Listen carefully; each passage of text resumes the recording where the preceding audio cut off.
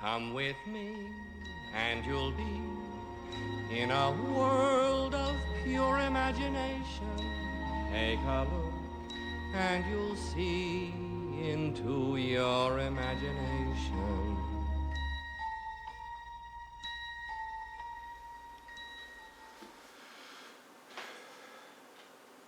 Hey guys, Chef Bart here again, and I am the dude with the food. And today what we're going to do is, it was funny because I was in the supermarket yesterday and I'm thinking, what can I make? And then this recipe hit me, so I just started to gather ingredients that I could think of. So we're going to wing it today.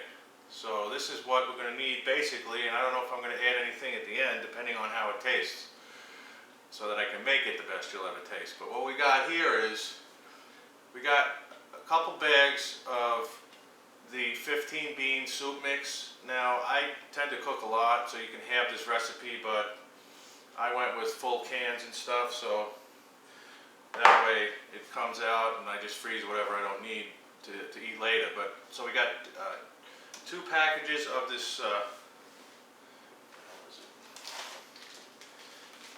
this is the 15 bean soup that I just picked up.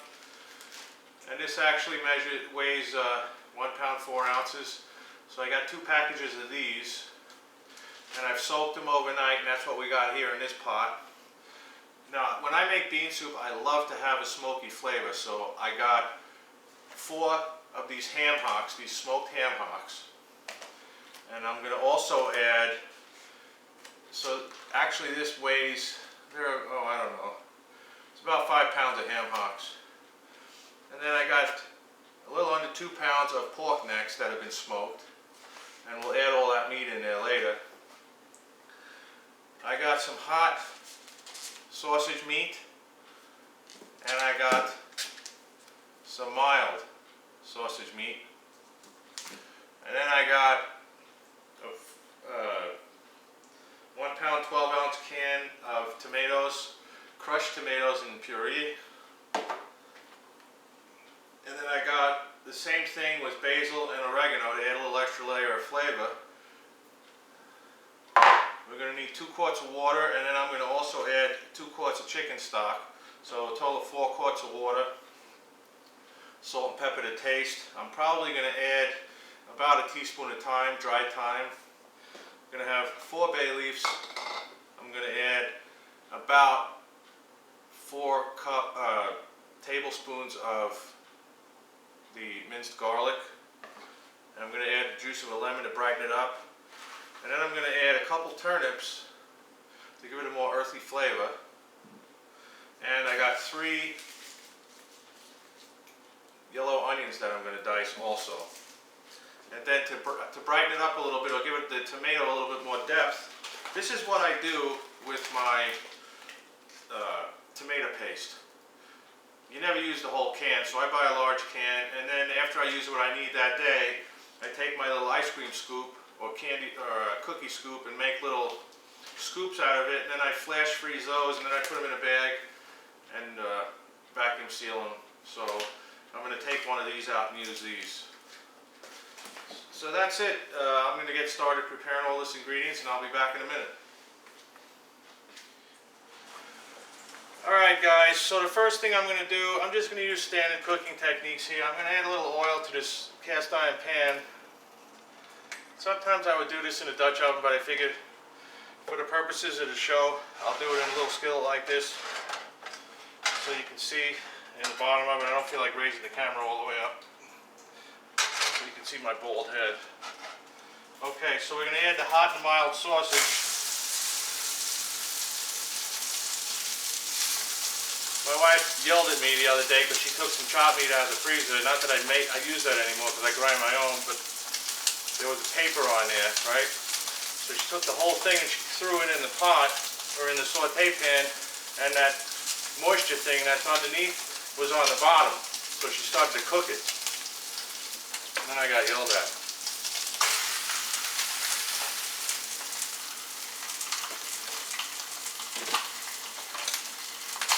Okay, so I'm going to break this up and brown it off. And then I'm going to get rid of all the excess fat so that it doesn't end up in the dish. And by the way, you know, when I'm cooking, a lot of times, it's nice that I can document it on camera now because I kind of go by feel. As I get older and I get more stupid. This way I can at least duplicate it because quite honestly, when I taste it on camera, I really think it is the best you'll ever taste. That's the only reason I put it online, by the way. Yeah, right. But no, seriously, as you do this more and more, you start to cook by feel and say, hey, what would go good with whatever, and you know, and that's what happened to me last night when I was in the supermarket. I mean, I'm gonna do the ham and all of that stuff for Christmas in a couple of days, but I figured this would be nice because it's getting cold out, and it'll be a nice thing to have when you just want a bowl of soup. You know, I'm making a couple of gallons of it, so you know, it'll get eaten. Alright, so I'm going to let this go. And the other thing I'm not going to do is I'm not really going to salt this dish too much because the ham hocks and everything have quite a bit of salt in them. But you know, I'm going to salt it a little bit. Just going to add maybe a half a teaspoon of salt to this, and of course some pepper to start off. Different levels of flavor. I'm going to brown this off and I'll be back in a little bit. Alright, so I want to get this going. See, I got the beans in there now. Okay?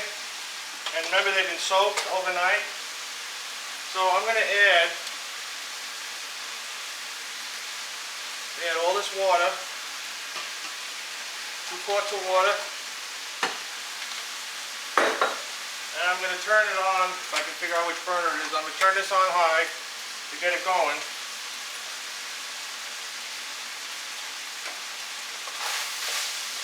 Now what I'm looking for here is, I got this on a pretty high heat.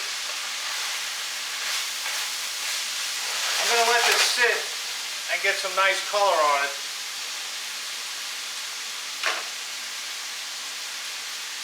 And by the way, all you guys on Google+, I don't want to mention any names of all the friends I've met, but it's been a blast, and I hope to continue doing it as long as I can. And by the way, my wife said to me, it's not puree, it's puree, so I stand corrected again when I mentioned the tomato deal. Okay. And since you guys know that I think pork fat rules, there ain't very much of it in here, so I might just leave it in.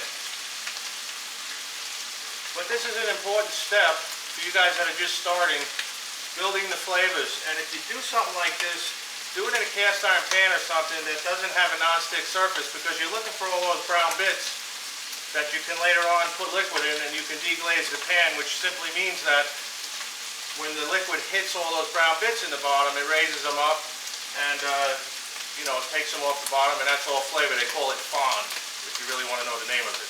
So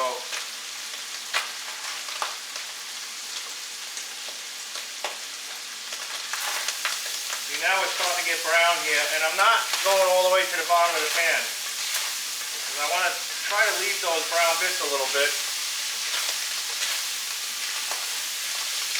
so I can deglaze later and have all that extra flavor. There's a fine line between getting it brown and burning it. Okay, I'm going to move this along, so I'm going to go ahead now. I'm going to stick this in here.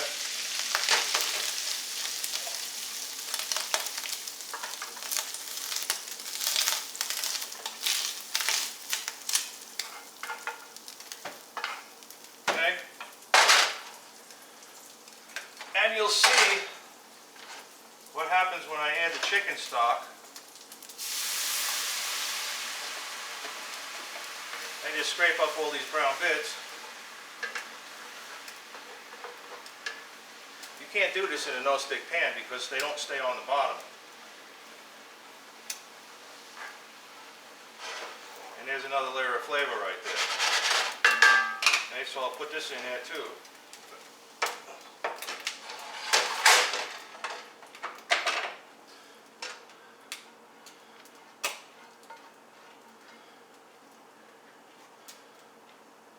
get that all out so that I don't burn anything when I do the next step.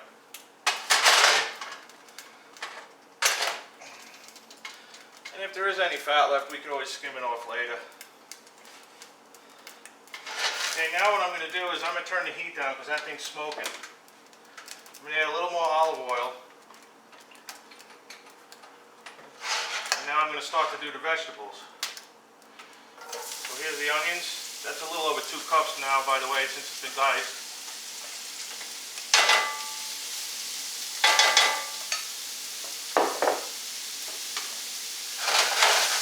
And I'm going to throw in the turnip. I like to get it all in the pan.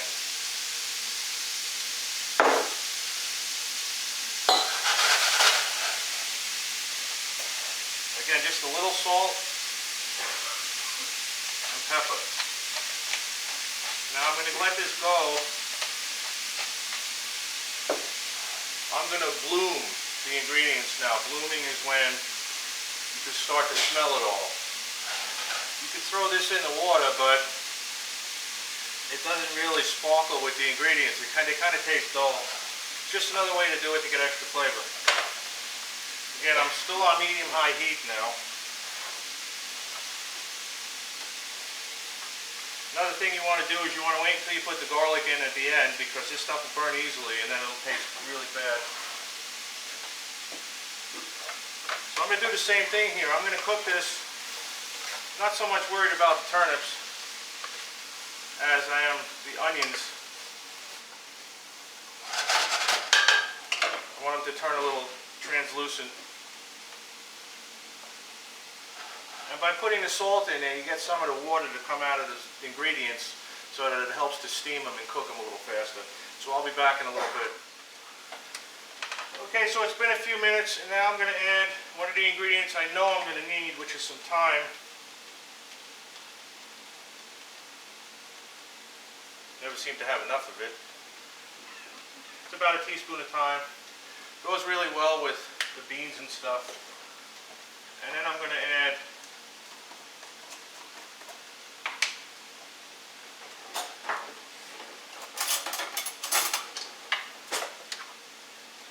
about a 1/4 cup of garlic.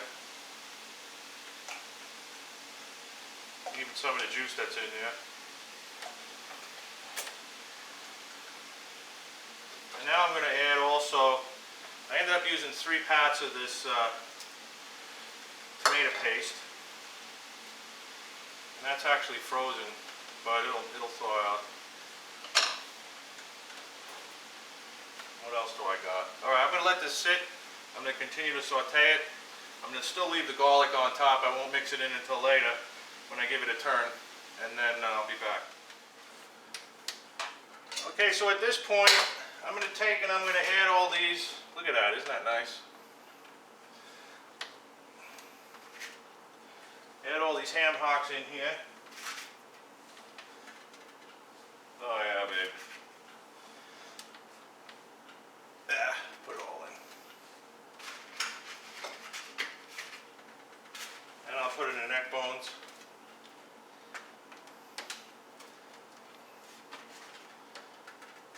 Hope I got a big enough pot. If not, I'll go to the next size. Okay. I'm going to also put my chicken stock in.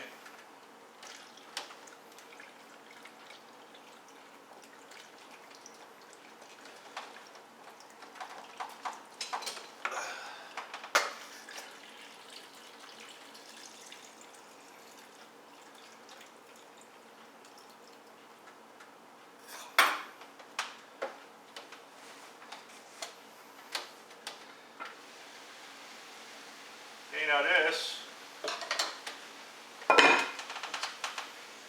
starting to get nice, so I'm going to incorporate all that tomato paste and the garlic now.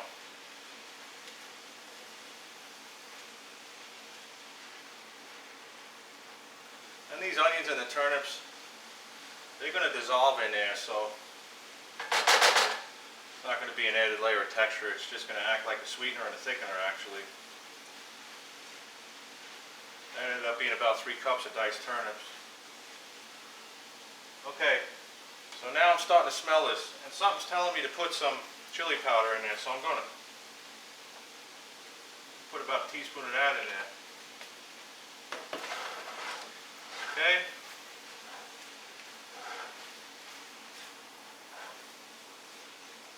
Hey, now this is ready to go in there. Oh yeah, now I can smell it. Oops.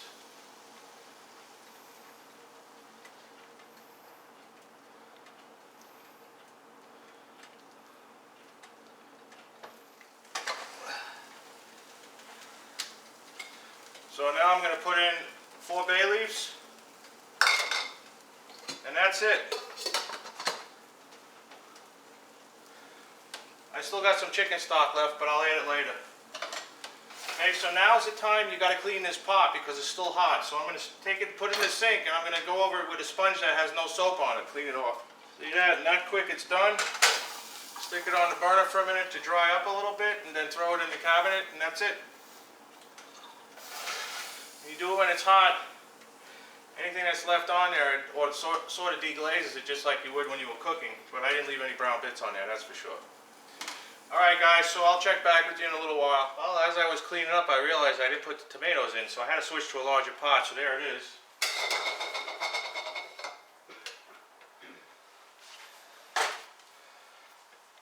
Add in all the tomato.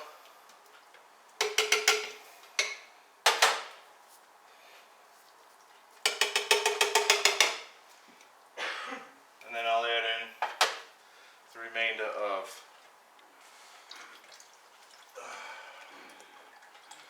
chicken stock.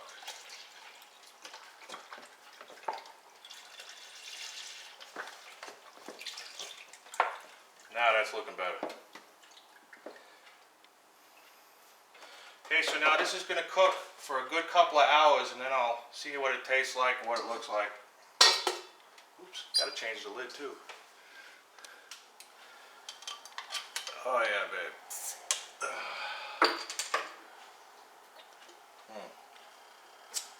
George Killian's Irish Red. It's good stuff. I'm gonna add some pepper to this thing. Okay, so I'm still waiting for it to come up to the boil.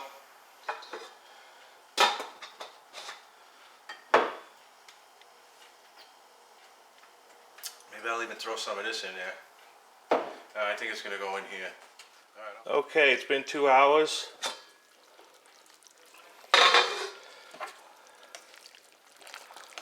Okay, now what we got to do is got to get all that meat out of there. So I'm going to turn it off and let it cool. Then we'll get all that meat out of there. Okay guys, so now the soup is cooled and I got all the, oops. I got all this meat that I took off the bones. So I'll just give it a rough chop.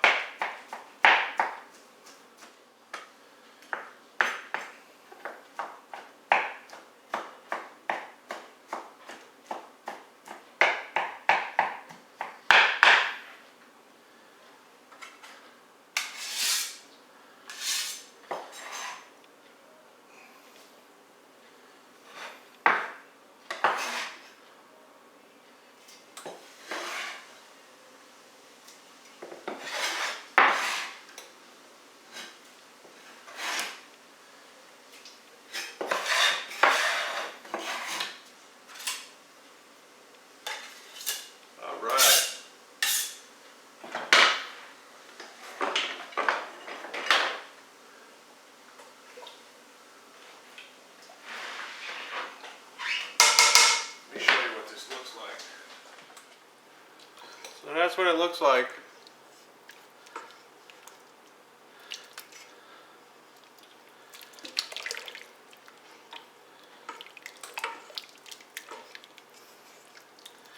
See all the beans in there and all the sausage and everything.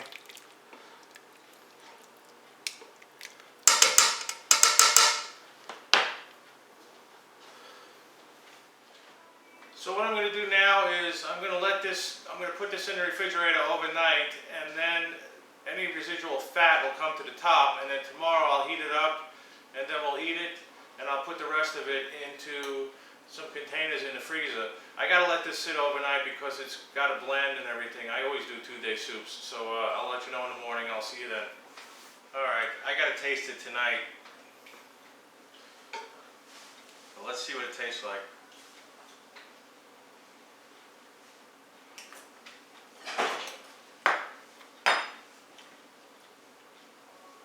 Oh man. It's got the smokiness in there, and the salt is pretty close. Wow. And I can taste the chili, and oh man. We'll see what it tastes like tomorrow, but so far it's a keeper.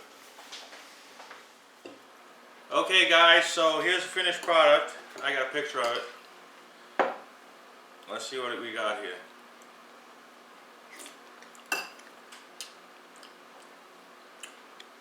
Oh yeah. Alright, so the next day definitely helps to leave it sit overnight because that's really the only way I make my soups anyway. But it's nice and smoky from the ham hocks, and it's definitely got a lot of depth and flavor, so you got to try this one. And it will be the best you'll ever taste. Let's dip some bread in it too.